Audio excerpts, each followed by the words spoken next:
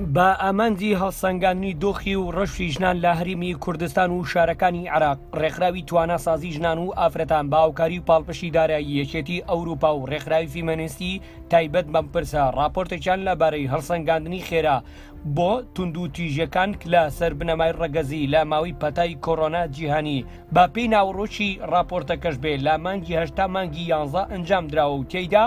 ڕەوشی ژنان لە خراپتردایە و ئامارەکانی تونند و تیژی بەرەو هەڵکشان چووە. ئەو راپۆرتەمان چار پارێزگای لە خۆی دەگرتەوە کە هەولێر و بەغدا و دیالە و دهۆک و کە لە مانجی هەشت دەستمان پێکرد تا کۆتایی مانجی 11 و هەروەها کە دەرچوو لە راپۆرتەکەمان هەڵبەتە ڕێژەی تونند و تیژی بەرز بوویتەوە بە تایبەتی بۆ ئافرەتانی پەنابەر و ئاوارە و هەروەها کە بۆمان دەرکەوتووە ئەو ئافرەتانەی ئاوارەی کە لە دەروەی کەمپەکان دەژین کە زۆر زیاترە تونند و تیژیەکان بەڵام هەروەها ڕادەگەینی راپۆرتەکە ئافرەتان و کچانی کۆمەلگای خۆشمان هەروەها تونند و تیژی بەرز بوویتەوە. هەڵبەتە هۆکار و فاکتەر هەنا کە وای کردیە کە ئەو تونند و تیژیە زیاد بکرێ و هەروەها کە یعنی هۆکارەکان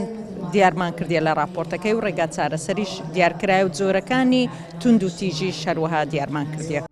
ئەگەرچی لە هەرێمی کوردستاندا چەندین یاسا لە پەرلەمانی کوردستان دەرچووە بۆ پاڵپشتی و پشتیوانی ژنان و کەمکردنەوە و بنبڕکردنی تونند و تیژەکان بەڵام هێشتا ئەو تونند و تیژانە بەردەوامیان هەیە. ئەندامێکی پەرلەمانی کوردستان لە لیژنەی داکۆچی لە مافی ژنان دەڵێت سەرەڕای جێبەجێکنی بەشێک لە یاساکان بەڵام تونند و تیژی لە کۆمەلگا ماوە بۆیە دەکرێت ئەم یاسایانە لەگەڵ دۆخی ئێستا هەموار بکرێتەوە و بگونجە و هۆشیاری یاسایی زیاتر بڵاو بکرێتەوە. هۆکارەکانی تونند و تیژی و زیادکردنیشی لە ماوەی پەتای کۆڕۆنا ڕوون کردەوە. بەگوێرە ئەو راپرسیەکی ئێمە کردمانە ڕێژەی تونند و تیژی لە 135 زیادی کردەوە بۆ 160. ئێمە بەشی ئەخیری راپۆرتەکە بریتیە لە چەند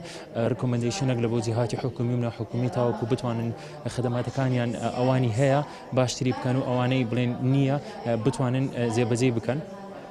بۆ ئەوەی کە تونند و تیژی ئەگەر بکرێت کەم بکرێتەوە یاخود کە کرا خەڵکەکە بزانی کە چۆن دەنگەکەی بگەینیتن بۆ جێگای مەبەست. توانیمانەدا تاکان وەربگرین و لەگەڵ بەڕێوەبەرایەتەکانی بەرەنگاربوون و تونند و تیژی لەسەر خەت بووین لەگەڵ ڕێکخراوەکان لەسەر خەت بووین تا بزانین تونند و تیژی بە چه ئاستێک گەیشتووە و چۆن ئەتوانین ڕۆبەڕۆی تونند و تیژی بینەوە لە سەردەمی کۆڕۆنادا. بێگومان ئەومان لە بەرچاو ڕوونە کە هەموو کایەکان لە سەردەمی کۆڕۆنا گۆڕا و جیاوازی بەسەرهات و کۆمەڵێک فاکتەر زیاد بوون کۆمەڵێک فاکتەر کەمیان کرد. ئەو ڕێکارانەی کە ئێمە پێشتر دەمانگرتە بەر بۆ بەرەنگاربوونەوەی تونند و تیژی چیدی لە سەردەمی کۆڕۆنای ڕەنگە دەست نەدا.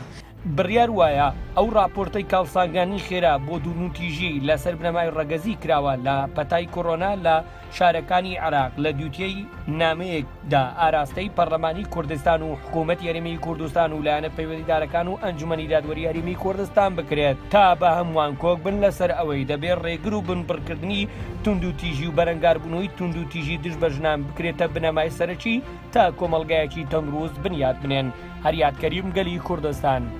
هەولێر.